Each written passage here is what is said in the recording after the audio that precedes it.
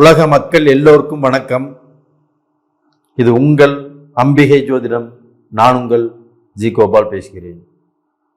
இன்னைக்கு நாம பேசக்கூடிய தலைப்பு ஜனவரி மாத பலன்கள். உங்க எல்லாத்துக்கும் ஆங்கில புத்தாண்டு வாழ்த்துக்கள். இப்ப இந்த ஆங்கில புத்தாண்டு பிறந்துருச்சு. நம்மளுடைய வாழ்க்கை நல்லா இருக்குமா? நம்மளுக்கு வேலை கிடைக்குமா? நம்மளுக்கு கல்யாணம் நடக்குமா? நம்மளுக்கு குழந்தை பாக்கியம் கிடைக்குமா? நம்ம பட்ட கடனை நம்ம அடைப்போமா? நம்ம வெளிநாடு போகணும்னு ரொம்ப நாள் ஆசைப்பட்டு இருக்கிறோம். அது தீருமா? அது நிறைவேறுமா? நான் என்னுடைய குழந்தை குட்டிகளோட என் குடும்பத்தோட சந்தோஷமாக வாழணும்னு நினைக்கிறேன். அது முடியுமா?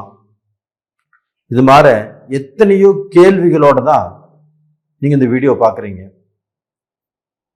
உங்க எல்லாருக்கும் என்னையும் சேர்த்தி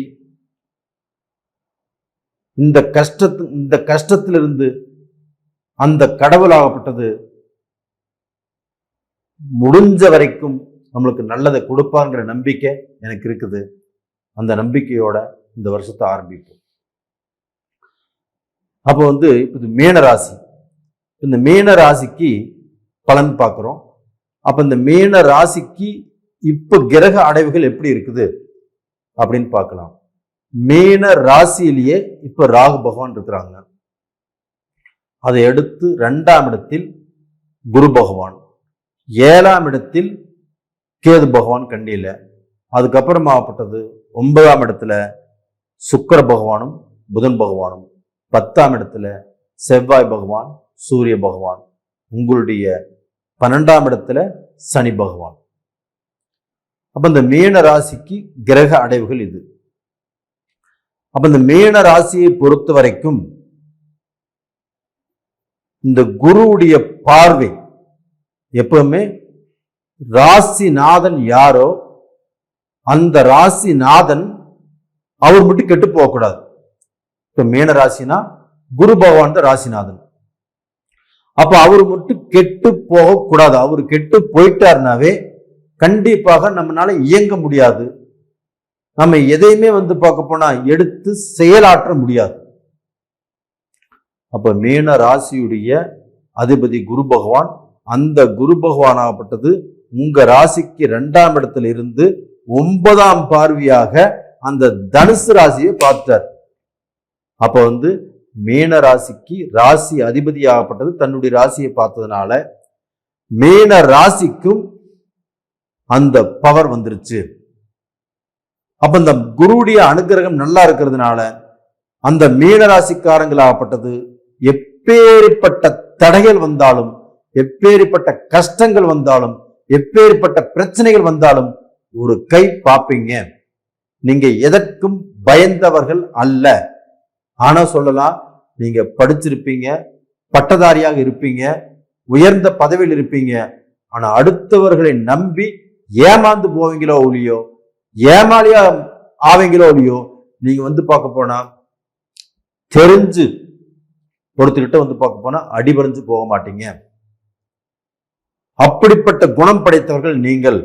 அப்படிப்பட்ட நீங்கள் இந்த பீரியட்ல கண்டிப்பாக மீனராசிக்காரங்களாகப்பட்டது ஜெயித்தே தீருவீர்கள். அப்ப அந்த மீனராசிக்கு அந்த குரு பகவானுடைய அனுகிரகம் நல்லா இருக்கிறதுனால நல்லா இருப்பீங்க. அதே சமயத்துல உங்களுடைய ராசிக்கு 10ஆம் இடத்துல உங்களுடைய தனாதிபதி செவ்வாய் பகவான், அந்த செவ்வாய் பகவானையும் குரு பார்த்துட்டார். அப்ப அந்த குரு பார்த்ததுனால, தனாதிபதியை குரு பார்த்ததுனால, எப்பவுமே குருவும் செவ்வாயும் பார்த்துட்டா குரு மங்கள யோகம். அப்ப குரு பகவான் ஆகப்பட்டது ஒரு கிரகத்தை பார்க்கும் போது அந்த கிரகத்துக்கு எப்பேற்பட்ட தோஷங்கள் இருந்தாலும் அது எல்லாமே சாந்தி ஆயிரும். அப்ப அந்த கிரகமாகப்பட்டது வலுப்பெற்று விடும். அப்ப அந்த கிரகமாகப்பட்டது உங்களுக்கு தனாதிபதி, பணத்தை சம்பாதிச்சு நீங்க பார்க்க போனா அந்த பணத்தை மிச்சம் வைக்கக்கூடிய இடத்துலதான் இருக்கிறீங்க. அப்ப உங்களுக்கு ராசிக்கு 2ஆம் இடத்து அதிபதி செவ்வாய் பகவான், அந்த செவ்வாய் பகவானை அந்த குரு பகவான் 9ஆம் பார்வையாக பார்த்துட்டார். இப்போ மீன ராசிக்காரங்கள் பணம் வரவு செலவுல எந்த பிரச்சனையும் இருக்காது. அப்ப அந்த பணத்தை தேடி நீங்க போனாலும் அந்த பணமாகப்பட்டது கண்டிப்பாக உங்களுக்கு கிடைக்கும். அப்ப நீங்க தொழில் ஆரம்பிக்கிறீங்க, இல்ல ஒரு தொழிலுக்கு நீங்க செஞ்சுட்டு இருக்கக்கூடிய தொழில், நீங்க செஞ்சுட்டு இருக்கக்கூடிய வேலை, இதுல பார்க்க போனா பணம்ங்கிறது ஈஸியா வரும்.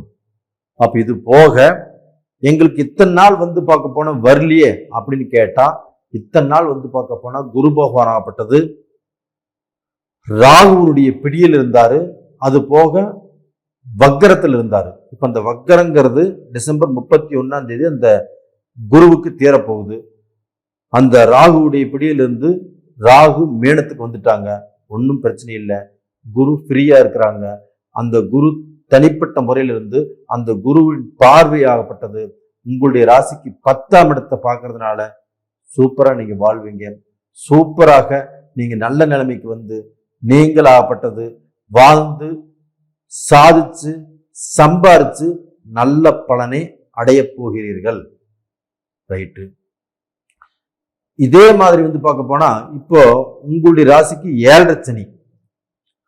அப்ப அந்த 7.5 சனியினால நாங்க கஷ்டப்பட்டுட்டு இருக்கிறோம், நாங்க வேதனைப்பட்டு இருக்கிறோம். இந்த 7.5 சனி எங்களை படாத பாடுபடுத்துது, எங்களுக்கு படாத கொடுமைகளை கொடுக்குது, துன்புறுத்துது இப்படிங்கிறது ஒரு சாரர் சொல்லிட்டு இருக்கிறீங்க. மீன ராசியில பிறந்தவங்களுக்கு ஃபர்ஸ்ட் 30 வயசுக்குள்ள இருக்கிறவங்க தான் ரொம்ப ஜாக்கிரதையா இருக்கணும். அப்போ படிப்பு, ஸ்கூலுக்கு போகக்கூடிய விஷயம், இல்லைன்னா காலேஜ் போகக்கூடிய விஷயம், ஒரு வேலைக்கு போகக்கூடிய விஷயம், ஒரு கல்யாணம் பண்ணக்கூடிய விஷயம், இந்த மாதிரி விஷயத்துல ரொம்ப ஜாக்கிரதையாக இருக்கணும்.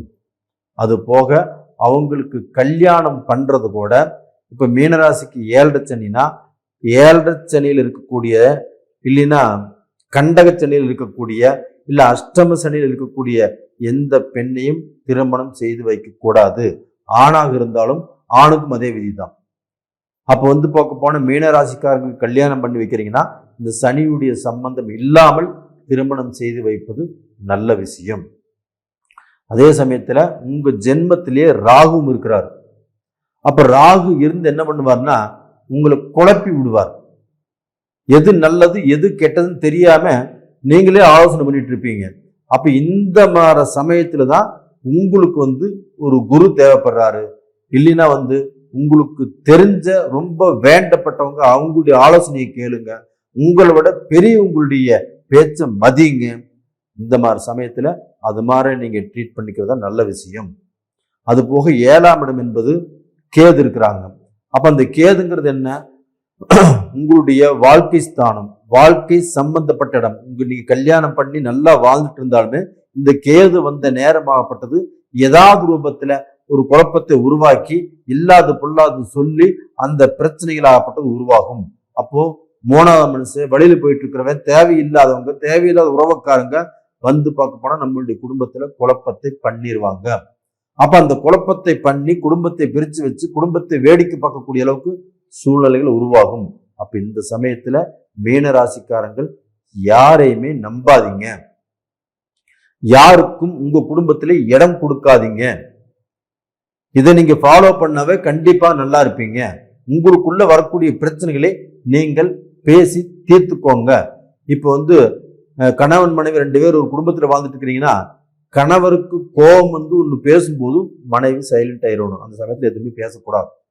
அப்போ அவங்க ஃப்ரீயா சந்தோஷமா இருக்கும்போது நீங்க இப்படி பேசுனீங்களே, இது கரெக்டா இருக்குதா, நீங்க இப்படி பேசக்கூடாது இல்ல அப்படின்னு சொன்னா அவருக்கு புரியும். அதே சமயத்துல மனைவி பேசும்போது கண்டிப்பாக கணவர் சைலண்ட் ஆயிடணும். அப்போ பார்க்க போனா மனைவி பார்க்க போனா ஒரு நல்ல சந்தோஷமா இருக்கும்போது கணவன் ஆகப்பட்டது போய் பார்த்து, நீ இது மாதிரிலாம் பேசுன, இது கரெக்டா, இது தவறா, நீயே யோசனை பண்ணிக்கோ அப்படின்னு சொல்லும்போது அவங்களுக்கு அந்த புரிதல் இருக்கும். அப்ப இதை ஃபாலோ பண்ணா கண்டிப்பா நல்லா இருக்கும். அதே சமயத்துல நீங்க பிறந்தது பார்க்க போனா பூரட்டாதி நட்சத்திரம், ரேவதி நட்சத்திரம், உத்திராட்டாதி நட்சத்திரம், இந்த 3 நட்சத்திரத்துல பிறந்திருப்பீங்க. இது பூரட்டாதி நட்சத்திரம் குருவுடைய நட்சத்திரம், உங்களுடைய ராசிநாதன். அப்ப உங்களுடைய ராசிநாதன் ஆகப்பட்டது இதுவரைக்கும் தெளிவில்லாமல் இருந்து உங்களுக்கு சங்கடம், சலிப்பு, குழப்பத்தை உருவாக்கினாரு. இந்த 7.5 சனிலையும் பாதிக்கப்படுத்தினாரு. அப்ப பார்க்க போனா சில குழப்பத்தை எதிர்பார்த்திருப்பீங்க. இப்பதான் அந்த புரட்டாதி நட்சத்திரத்துல பிறந்தவங்க அந்த குருடைய அனுகிரகத்தில் இருக்கிறவங்க இப்பதான் சுத்தமா இருக்கிறாங்க. அந்த குருடைய பார்வை நல்லா இருக்குது. அந்த குருடைய பார்வை நல்லா இருந்து உங்களுடைய 10ஆம் இடத்தை பார்க்கறாங்க. அது பெஸ்ட். இது போக உங்களுக்கு ரேவதி நட்சத்திரம், புதனுடைய நட்சத்திரம். அந்த புதன் பகவானும் உங்களுடைய தனுசு ராசியில் இருக்கிறாங்க. அந்த தனுசு ராசியை குரு பார்க்கறாங்க. அப்ப படிப்பு நல்லா இருக்கும். ஒரு பட்டம் வாங்கலாம், அரியர்ஸ் எழுதலாம். நீங்க வெளிநாட்டுக்கு போகணும்னு நினைச்சா வெளிநாட்டுக்கு போகலாம். அப்ப படிப்புல நீங்கள் இழந்த, நீங்க தவற விட்ட அந்த மிஸ்டேக்ஸை இப்ப பார்க்க போனா கரெக்ட் பண்ணி அந்த படிப்பை நீங்க மேம்படுத்தி நல்லபடியாக வாழக்கூடிய அளவுக்கு வாய்ப்புகள் இருக்குது. இது போக உத்திராட்டாதி நட்சத்திரத்துல பிறந்தவங்க. உத்திராட்டாதி நட்சத்திரம்னா சனி பகவானுடைய நட்சத்திரம். அப்ப அந்த சனி பகவான் ஆப்பட்டது உங்களுக்கு ஏற்கனவே உங்களுக்கு 7.5 சனியாக இருந்து நிறைய கஷ்டங்களை கொடுத்து நிறைய துன்பங்களை கொடுத்து உங்களை சோதனை பண்ணிட்டு இருக்கிறாரு. அப்ப அந்த 30 வயசுக்குள்ள இருக்கிறவங்க ரொம்ப ஜாக்கிரதையா இருங்க. சனி பகவானை கும்பிட்டு வாங்க, ஆஞ்சநேயரை கும்பிட்டு வாங்க. அப்ப அந்த சனி பகவான் நட்சத்திரத்துல இருக்கிறவங்க பார்க்க போனா கொஞ்சம் ஜாக்கிரதையா இருங்க. இதே பார்க்க போனா 30 வயசுக்கு மேல உள்ளவங்க 2ஆம் சுத்து 7.5 இது மாதிரி 3ஆம் சுத்து இது மாதிரி நடக்கிறவங்க எந்த ரூபத்திலையும் அவங்களுக்கு பிரச்சனைகள் கண்டிப்பாக வராது, சோதனைகளும் வராது, தடைகளும் வராது. இதே அவங்க ஜென்ம ஜாதகத்துல நடக்கக்கூடிய தசாபுத்திகள் நல்லா இருந்துச்சுன்னா கண்டிப்பாக அவங்களுக்கு இந்த 7.5 சனி பெரும்பாலும் பாதிக்காது. அப்ப 7.5 சனியை பத்தி நீங்க கவலைப்பட வேண்டாம். அதை புரிஞ்சு நடந்துக்கோங்க. அப்படி புரிஞ்சு நடந்துட்டாவே வாழ்க்கையில நீங்க சக்சஸ் பண்ணிடுவீங்க. அப்ப டோட்டலா பாத்தீங்கன்னா நேயர்களே, இந்த பதிவு உங்களுக்கு பிடிச்சிருக்குன்னு நினைக்கிறேன். பிடிச்சிருந்தா லைக் பண்ணுங்க, சப்ஸ்கிரைப் பண்ணுங்க, உங்க நண்பர்களுக்கும் ஷேர் பண்ணுங்க. ஆல் அப்படிங்கிற பெல் பட்டனையும் பிரஸ் பண்ணிக்கோங்க. இது போக இது நாள் வரைக்கும் நீங்கள் என்னுடைய சேனலை பார்த்து சப்ஸ்கிரைப் பண்ணி என்னை ரொம்ப ஊக்கப்படுத்திட்டு இருக்கிறீங்க. எனக்கு அந்த ஊக்கப்படுத்துறது ரொம்ப பிடிச்சிருந்தது. உங்க எல்லாத்துக்குமே ரொம்ப நன்றி. சப்ஸ்கிரைப் பண்ணாதவங்க சப்ஸ்கிரைப் பண்ணுங்க. உங்க ஜென்ம ஜாதகத்துல உங்களுக்கு நடக்கக்கூடிய தசா புத்திகள் எப்படி இருக்குன்னு பார்த்து தெரிஞ்சுக்கோங்க. அப்படி தெரிஞ்சுக்கோன்னா கீழே 2 நம்பர் கொடுத்துருக்குறோம், கான்டாக்ட் பண்ணுங்க, வாட்ஸ்அப் பண்ணுங்க. உங்களிடமிருந்து விடைபெறுவது உங்களின் ஜி கோபால். நன்றி, வணக்கம்.